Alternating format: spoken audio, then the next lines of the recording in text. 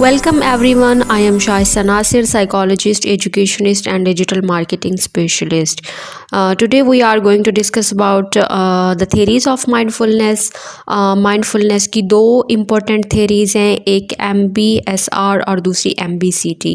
तो first of all we are going to discuss about what is MBSR and इसकी जो है वो थोड़ी सी brief history को हम देख लेते हैं कि इस पे जो है वो किसने basically work किया. तो इसकी फाउंडेशन जो है वो 1979 में जॉन कैबट-जिन एक पीएचडी प्रोफेसर थे. इन्होंने यूमास मेडिकल सेंटर में जो है वो अपने ऐसे पेशेंट्स जिनको एंजाइटी और क्रॉनिक पेन थी उन पे एक एक्सपेरिमेंट कंडक्ट किया और इस एक्सपेरिमेंट में जो है वो 24,000 graduates through out the world centres को इंक्लूड किया गया एंड उन पे जो है वो MBSR की टेक्निक सप्लाई की गई. देन फिर टेक्निक सप्लाई करने के बाद जो उनकी फाइंडिंग्स आई और जो उनके रिज़ल्ट्स आए वो ये शो करते थे कि MBSR जो है वो एंजाइटी एंड क्रॉनिक पेन के लिए एज अ ट्रीटमेंट बहुत इफ़ेक्टिव है, क्योंकि पेशेंट्स में एंजाइटी और क्रॉनिक पेन की सिम्टम्स जो हैं वो कम पाई गई थी MBSR की टेक्निक सप्लाई करने के बाद. MBSR stands for mindfulness based stress reduction. इसकी डेफिनेशन देख लेते हैं. Mindfulness based stress reduction is a healing approach that combines meditation and yoga developed by Dr. John Kabat-Zinn in the 1970s. Mindfulness-based stress reduction aim to address the unconscious thoughts, feelings, and behavior through thoughts to increase stress and undermine your health.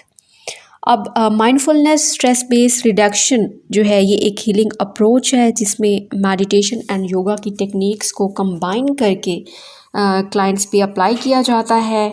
And ये techniques जो हैं वो stress reduction के लिए unconscious thoughts, हमारी feelings, हमारा behaviour, ऐसा behaviour जो स्ट्रेस को इंडिकेट करता है उसको जो है वो कम करने के लिए MBSR की टेक्निक्स जो हैं वो अप्लाई की जाती हैं.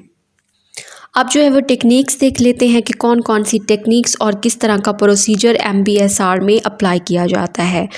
तो mindfulness based stress reduction therapy जो है ये बेसिकली 8 वीक्स का एक प्रोग्राम होता है, एक ट्रेनिंग होती है जिसमें माइंडफुल मेडिटेशन एंड योगा की टेक्निक्स को कंबाइन करके पार्टिसिपेंट पे अप्लाई किया जाता है.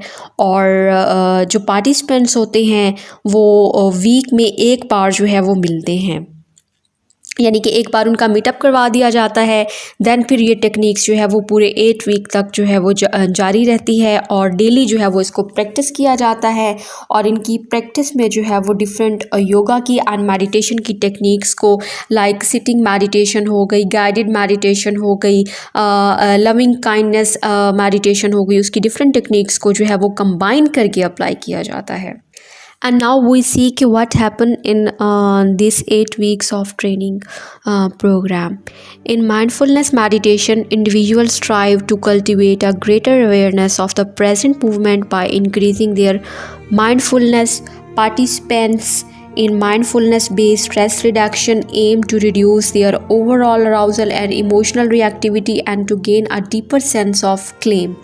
अब इसमें क्या होता है कि हमारे जो पार्टिसिपेंट्स होते हैं वो माइंडफुलनेस एंड मेडिटेशन की टेक्निक्स को कंबाइन करके जो है वो यूज़ करते हैं, अपनी अवेयरनेस को इंक्रीज़ करते हैं और इस पे फोकस करते हैं कि वो प्रेजेंट मूवमेंट में रहें, प्रेजेंट मूवमेंट को जो है वो कंसीडर करें और अपनी पास्ट की एंजाइटीज़, टेंशन, वरीज़ को भूल जाएं और इसी तरह से अपने फ्यूचर की जो एंशियस थॉट्स हैं उनको भी फॉरगेट करके, उनको भी एक साइड पे रख के अपना सारा फोकस जो है वो प्रेजेंट मूवमेंट पे फोकस करें.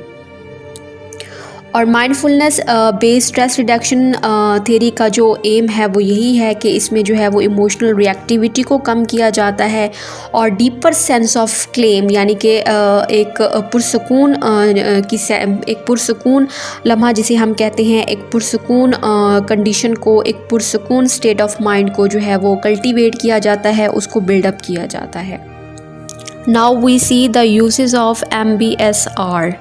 MBSR is said to benefit individual dealing with the following health conditions or problems like ADHD, जो attention deficit hyper activity disorder के पेशेंट्स होते हैं बच्चे, उन पे जो है वो MBSR की टेक्निक अप्लाई की जाती है। MBSR की टेक्निक जो है वो ADHD की सिम्टम्स को कम करने के लिए काफ़ी इफ़ेक्टिव होती है। उसके बाद एंजाइटी है, एंजाइटी की भी सिम्टम्स को रिड्यूस करने के लिए MBSR की टेक्निक जो है वो यूज़ की जाती है। इसमें भी मेडिटेशन एंड योगा जो है वो की टेक्निक्स को कंबाइन करके अप्लाई किया जाता है, जिससे एंजाइटी लेवल कम होता है। और बहुत सारी रिसर्चेस की फाइंडिंग्स सामने आ चुकी हैं। ऐसे लोग जो डेली मेडिटेशन या फिर योगा की प्रैक्टिस करते हैं, उनमें एंजाइटी का जो लेवल होता है वो लेस होता है। इसी तरह से डिप्रेशन है, डिप्रेशन के जो पेशेंट्स होते हैं उन पे भी MBSR की टेक्निक अप्लाई की जाती है।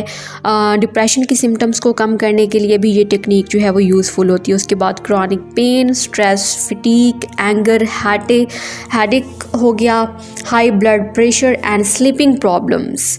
ऐसे पेशेंट्स जिनका स्लीप पैटर्न डिस्टर्ब होता है, जिनको स्लीपिंग प्रॉब्लम्स होती हैं, उनके लिए भी मेडिटेशन एंड योगा जो है वो काफ़ी हेल्पफुल साबित होता है। जब इन दोनों को कंबाइन करके यूज़ किया जाता है तो इसके जो रिज़ल्ट्स हैं वो काफ़ी इफ़ेक्टिव होते हैं, और इससे जो है वो स्लीप की क्वालिटी भी इम्प्रूव होती है, और जितनी भी स्लीप प्रॉब्लम्स हैं वो भी कम होती हैं। तो ये सारी ऐसी मेडिकल कंडीशंस थी, ऐसी प्रॉब्लम्स थी जिनको डील करने के लिए और जिनकी सिम्टम्स को रिड्यूस करने के लिए MBSR की टेक्निक अप्लाई की जाती है। एंड इसके अलावा कुछ अदर बेनिफिट्स भी होते हैं MBSR के, जो लोग डेली MBSR की प्रैक्टिस करते हैं उनको ये बेनिफिट्स जो हैं वो मिलते हैं, और उनकी जो हेल्थ पोटेंशियल होती है वो काफ़ी इंक्रीज़ होती है। हेल्थ का जो लेवल है वो काफ़ी हाई होता है एज़ कम्पेयर टू उन लोगों के जो ये टेक्निक्स अप्लाई नहीं करते। तो फर्स्ट बेनिफिट इसका ये है कि पेन रिलीफ़, कि MBSR की टेक्निक्स को डेली अप्लाई करने से ये टेक्निक जो है वो हेल्प करती है आपकी पेन को इम्प्रूव करने में, आपकी साइकोलॉजिकल वेलबींग को इम्प्रूव करने में और डील करने में क्रॉनिक पेन कंडीशन से। और इसके अलावा बहुत सारी ऐसी स्टडीज़ पब्लिश्ड हो चुकी हैं 2010 में, जिनकी रिसर्चेस की फाइंडिंग्स ये शो करती हैं कि ऐसे मेंबर्स जो MBSR की टेक्निक्स को यूज़ करते हैं, डेली अपनी लाइफ का एक पार्ट बना लेते हैं, उनकी जो है वो हेल्थ इम्प्रूवमेंट वो ज़्यादा होती है, उनकी क्वालिटी ऑफ लाइफ बहुत अच्छी होती है ऐसे लोगों के एज़ कम्पेयर टू ऐसे लोग जो MBSR की टेक्निक्स अप्लाई नहीं करते, जो MBSR की techniques and yoga and meditation की टेक्निक्स को डेली लाइफ का पार्ट नहीं बनाते। इसी तरह से स्ट्रेस मैनेजमेंट है कि MBSR की टेक्निक जो है वो स्ट्रेस को मैनेज करने के लिए काफ़ी हेल्पफुल साबित होती है।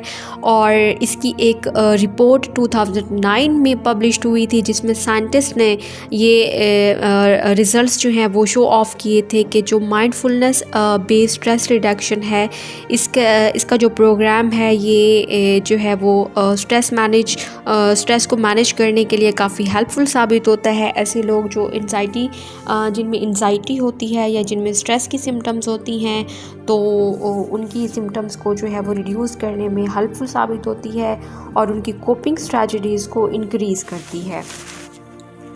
उसके बाद बेटर स्लीप है कि MBSR की टेक्निक जो है वो हेल्पफुल साबित होती है और ये रिड्यूस करती है हमारी स्लीप प्रॉब्लम्स को, ये इन्हांस करती है क्वालिटी ऑफ स्लीप को।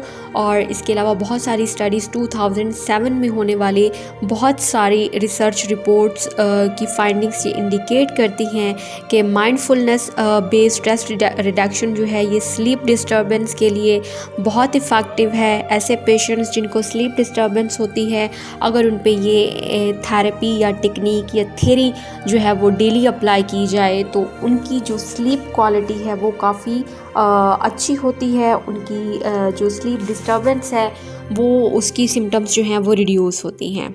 उसके बाद डिप्रेशन रिलैप्स प्रिवेंशन है कि डिप्रेशन के जितनी भी सिम्टम्स हैं, जब इंसान सैड होता है बहुत ज़्यादा, जब डिप्रेशन की सिम्टम्स जो हैं वो आ रही होती हैं, तो उसके लिए जो है वो MBSR की टेक्निक जो है वो अप्लाई की जाती है। ऐसे पेशेंट्स को डेली मेडिटेट करवाया जाता है, उनके लिए गाइडेड मेडिटेशन की कुछ टेक्निक्स जो हैं वो रखी जाती हैं, उनको माइंडफुलनेस की टेक्निक्स जो हैं वो सिखाई जाती हैं, उनको योगा की कुछ टेक्निक्स जो हैं वो कंबाइन करके बताई जाती हैं, ताकि वो अपनी सैडनेस की सिम्टम्स को, अपनी डिप्रेशन की सिम्टम्स को रिड्यूस करें एंड फोकस करें कि एक हेल्दी लाइफस्टाइल की तरफ जो उनको लेके जा सके। ऐसी चीज़ों पे फोकस करें, ऐसी हैबिट्स को अपनाएं जो उनको एक बेटर लाइफ की तरफ जो है वो लेके जा सके।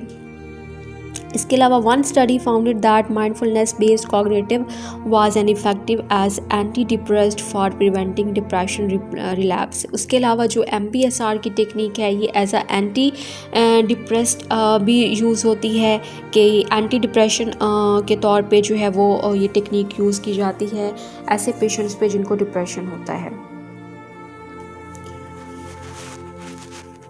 उसके बाद बायस रिडक्शन है कि ये थेरेपी जो है वो इंसान को बायस्ड होने से भी रोकती है। ये एक ऐसी अप्रोच है जो इंसान को नॉन जजमेंटल एटीट्यूड की तरफ लेके जाती है, ट्रस्ट बिल्डिंग की तरफ लेके जाती है और एक पॉजिटिव एनर्जी जो है वो इंसान में लेके आती है। माइंडफुलनेस की जो जितनी भी टेक्निक्स हैं और इसके अलावा MBSR की जितनी भी टेक्निक्स हैं, इन सब का मकसद ये होता है कि एक पॉजिटिव एनर्जी जो है वो इंसान के अंदर लेके आनी है। जो पार्टिसिपेंट है उसको इस काबिल बनाना है कि वो अपनी सारी नेगेटिविटी को, अपनी सारी नेगेटिव थॉट्स को दूर करे और अपना सारा फोकस जो है वो पॉजिटिव थिंकिंग पे रखे।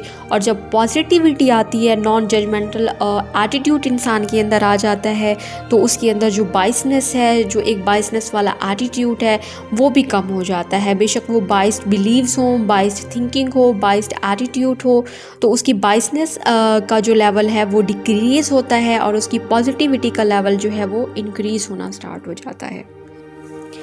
एंड उसके बाद कॉग्निटिव इम्प्रूवमेंट है कि हमारी कॉग्निशन में, हमारी कॉग्निटिव एबिलिटीज़ में, हमारी मेंटल कैपेबिलिटीज़ में, हमारे इंटेलेक्चुअल लेवल में भी जो है वो इम्प्रूवमेंट होती है।